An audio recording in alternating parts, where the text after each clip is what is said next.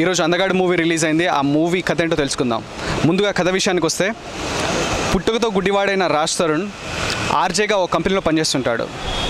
Heba Patel I స్పెషలిస్ట్గా పనిచేస్తూ ఉంటుంది. అయితే రాజ్ తరుణ్ హెబా పటేల్ ముందు తనకి కంటి చూపు ఉందని, అంటే నార్మల్గా అందరిలాగే నాకు కనిపిస్తుంటుందని పరిచయం చేసుకుంటాడు. తను కూడా మూగదన్నట్టు పరిచయం చేసుకుంటుంది.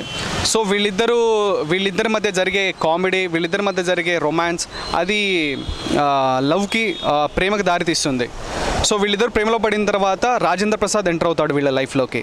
మరి వీళ్ళ ప్రేమ నిజంగా గెలిచిందా, మరి రాజేంద్ర ప్రసాద్ ఏం చేశాడు, వీళ్ళ లవ్ స్టోరీని మళ్ళీ విడిపోయారా, మళ్ళీ ఎలా కలిశారు అనేదే సినిమా కథ.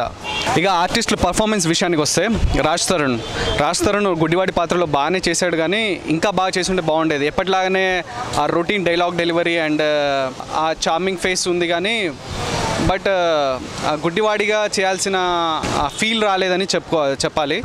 అండ్ హెబా పటేల్ ఎప్పటిలాగానే పబ్లిక్ క్యారెక్టర్ చేసింది అండ్ కొన్ని సీన్స్లో చాలా బాగా చేసిందని చెప్పాలి.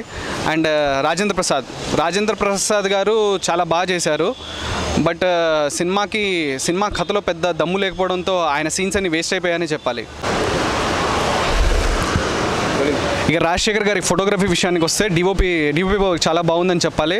అక్కడక్కడ తను యూస్ చేసిన లైటింగ్ స్కీమ్స్ కానీ, లైటింగ్ మోడ్ కానీ చాలా బాగుందని చెప్పాలి.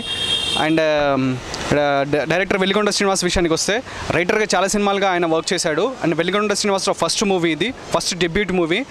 అండ్ కాకపోతే అన్ని సినిమాలు కలిపి తీసినట్టుగా అనిపించింది. ప్రాపర్ స్క్రీన్ ప్లే లేకపోవడం అండ్ ప్రాపర్ డైరెక్షన్ లేకపోవడం అండ్ ప్రాపర్ నరేషన్ లేకపోవడం వల్ల మూవీ ఆడియన్స్ని బోర్ కొట్టిస్తుంది. సో అందగాడు మూవీ మాత్రం సోగానే ఉంది.